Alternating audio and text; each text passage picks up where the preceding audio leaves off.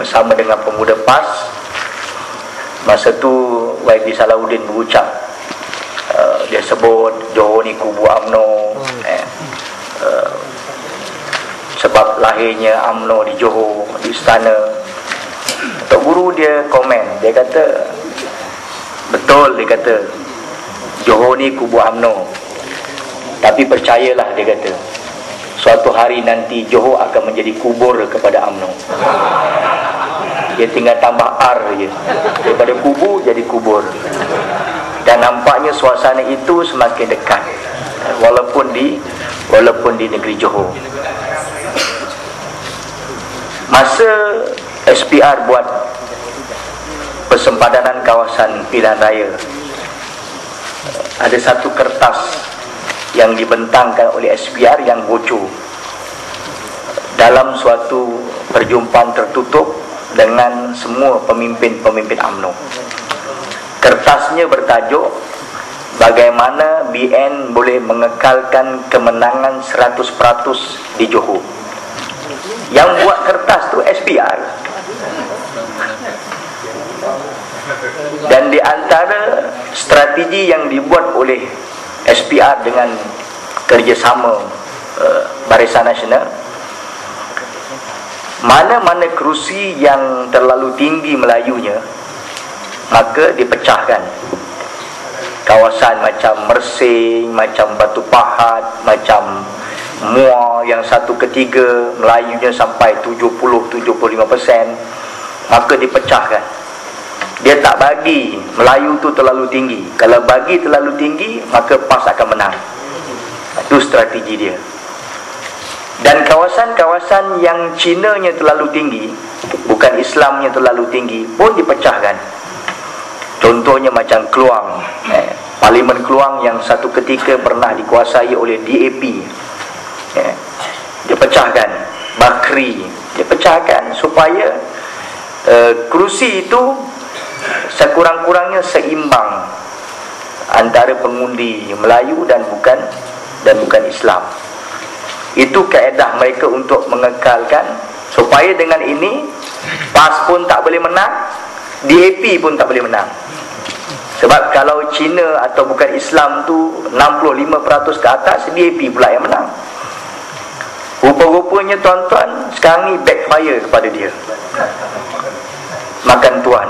Di Johor, kawasan-kawasan yang Melayunya agak tinggi, yang tinggal hanya di Parlimen Mersing, Kota Tinggi, Pengerang, Tenggara dan juga Semberung. Ada lebih kurang 5-6 parlimen saja. Yang ini mengikut perkiraannya, BN boleh memerintah atau menang sampai bila-bila kalau Melayunya tidak berubah. Sebab kawasan ini pengundi Melayunya lebih daripada 65%. Di Johor ada 26 parlimen. Kerusi-kerusi yang lain adalah kerusi-kerusi yang kedudukan atau komposisi kaumnya hampir seimbang. Dan bila suasana hari ini telah berubah, masyarakat bukan Islam punya sokongan, lonjakan mereka kepada kita begitu tinggi.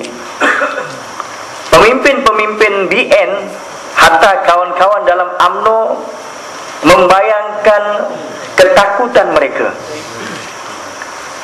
Kerusi-kerusi seperti Gelang Patah, Johor Bahru, Pasir Gudang, Kulai, Sempang Renggam, Muar, ni kawasan-kawasan yang Melayunya hanya lebih sekitar 2%, 3%.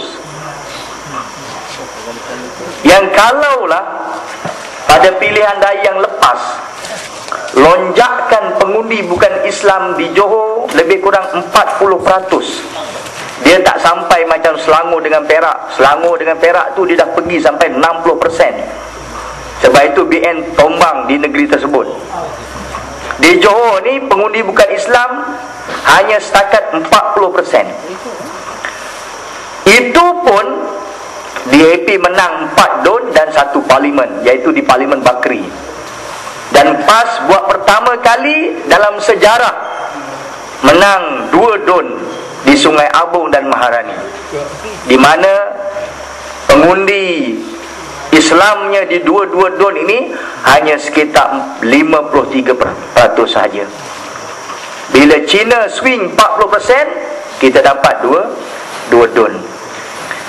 Berdasarkan perkembangan semasa, kalau lonjakan itu mengikut penganalisis dan kajian-kajian yang dibuat dalam konteks negeri Johor, dia boleh pergi, tak payahlah 60%, 65% macam Selangor dan Perak.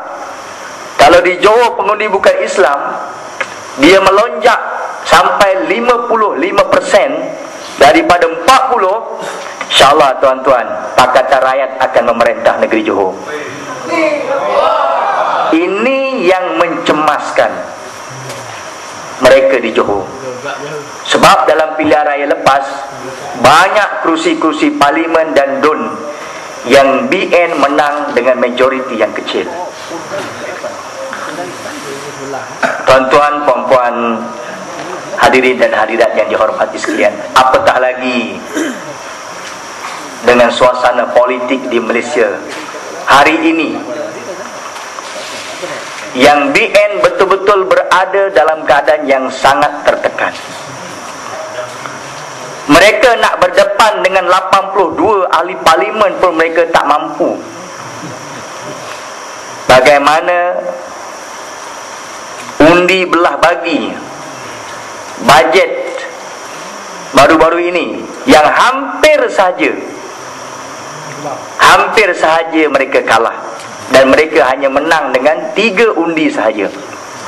Itu pun terpaksa menunggu, mereka bertahan. Speaker melengah-lengahkan undian sehingga pukul 11 lebih tuan-tuan, 11 malam. Nak tunggu bergegasnya Perdana Menteri, timbalan Perdana Menteri. Ada yang berlari masuk dalam dewan.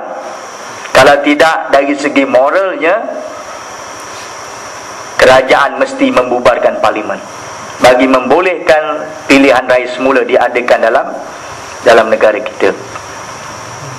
Ini perkembangan yang tidak pernah berlaku dalam sejarah politik negara. Tadi kawan saya dah sebut isu kehilangan enjin, isu kalimah Allah. Dan saya percaya halangan ceramah pada malam ini ada kaitan dengan isu kalimah Allah, yang kita dapat membaca lakonan atau sandiwara UMNO Barisan Nasional. Bila sahaja Mahkamah Tinggi buat keputusan, mereka fikir, UMNO fikir inilah masanya untuk menarik simpati orang Melayu. Maka